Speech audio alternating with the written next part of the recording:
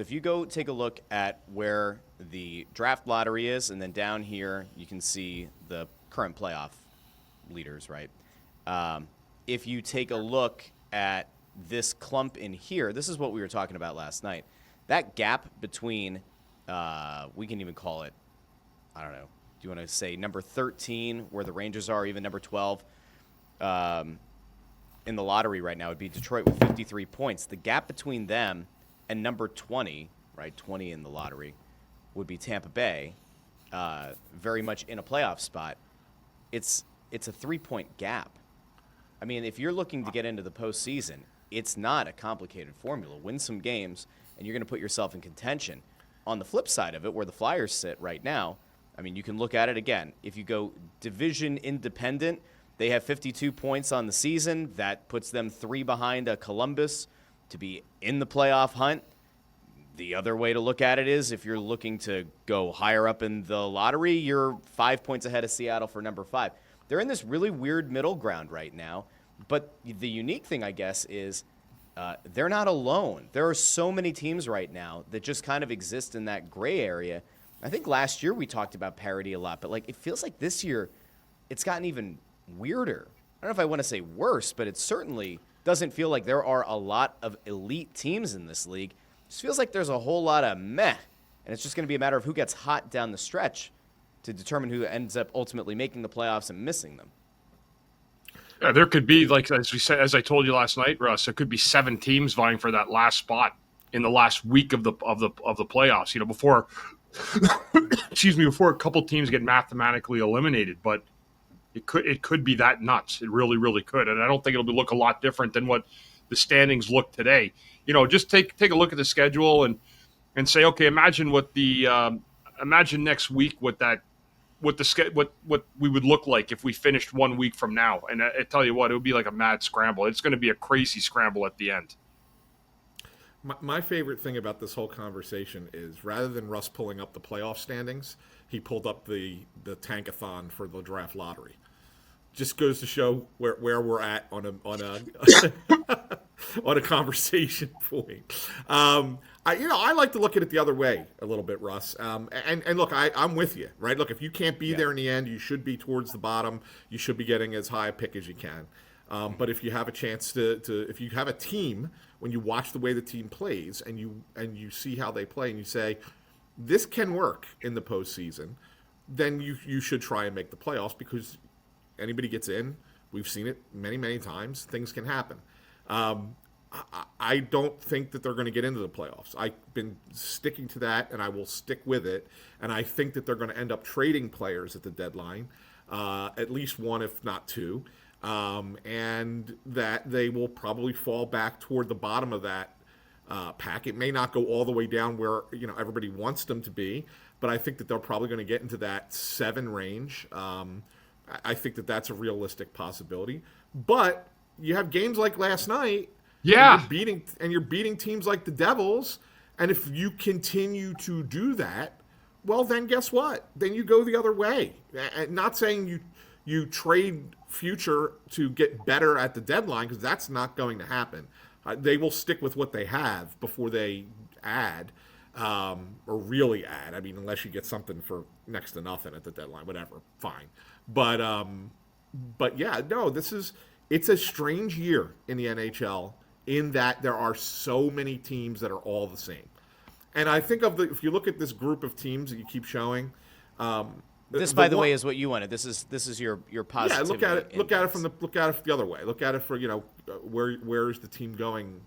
Can they get up to a playoff spot? If not, then you look at the draft possibilities. But there's a lottery there, right? So rather than look at the lottery possibilities, because you don't know what the lottery is going to be. And I think it's silly to look at what the odds are right now, because, yeah, the odds of getting number 1 overall for the Flyers currently are 3.5%, but that's based on where they're sitting in the standings. If they were to fall 5 spots in the next 2 weeks, that percentage changes. So, it's silly to even look at that number. That's why I like to look at it from the other side. I don't know if anybody's looking at the percentage, though. I don't think that. Well, really matters. I guarantee you people are. Maybe you might not be. For but as I guarantee psychotic you as people I am, are. I don't look at the percentage because it doesn't matter. But I until you think get to that the there end. are It's people that do. negligible. Why would they Yeah. put it out there otherwise, right? But the thing that I wanted to say is, of that group of teams that like the Flyers are in the mix with and kind of chasing, I think the one that's a little bit of an outlier and probably won't be in the mix as far as who the team's going to chase is, to me, is Tampa. Tampa's played fewer games than anybody else in the NHL right now, and they hold the final playoff spot. And they have a goal differential of plus 35, which is second best in the Eastern Conference behind only Washington. That team is better than where they are positioned currently. And so I look at it and say, all right, where does Tampa fit in the standings? They're probably going to finish ahead of both Boston and Ottawa. So those are the two teams that you got to look at and say, okay, yes, the Flyers would have to leap over 4 or 5 teams to get into a playoff spot. They're 4 points behind both Boston and Ottawa at the moment. Ottawa has a game in hand, but they're 4 points behind. Can you make up those 4 points and get past the Rangers, Red Wings, Canadiens, Blue Jackets, and one of Boston and Ottawa? I don't think they can. I don't. But is it possible? Certainly. And it's too early to sit there and say that it's not possible. That's why you are where we are at the end of January, right? Now, a month from now, we might have a different conversation. But right now, this is what it is and where it is. And I think it's why we have to look at it from the perspective of, do they have a chance to get into the playoffs, more so than how far are they away from the bottom. I think that's why the conversation is what it is today. Yeah. I mean, you're right, though. I mean, when you see the way they played last night, like, I actually, if the Flyers played the Devils in the playoffs, I would love to see that series. I think the Flyers could actually beat the Devils in a series. You know, that's what's kind of weird with it, right? Like, there's teams that are going to miss the playoffs that actually if they made it, they would actually win a round. You just don't know who they are, right? Like, somebody would upset somebody, but because the league is just so close, the parity's so tight. But I agree with you, Anthony. I agree. I'm not sure what the plan is in terms of moving into the trade deadline. I deal mostly with the day-to-day operations of the team, but I mean, it'll be interesting to see exactly how everything goes down for every team. I was talking to one of the Devils executives going into the building last night, and one sentiment I get when I talk to a lot of coaches or people, just, media people even, most teams' third and fourth lines are interchangeable with somebody else's. That's the one thing. Like, every team's third and fourth line, you could flip-flop them with someone else's, and I don't think the coaches necessarily would even say there's a huge change. That's one thing I think that's etched in stone in this league, is there's no problem finding depth for guys on third and fourth lines in this league. If you're, an adequate player, a good player, you'll be able to find a little bit of ice time on those lines. The problem is finding the amount of talent to load up on your top 6, right? And to find that chemistry for your team.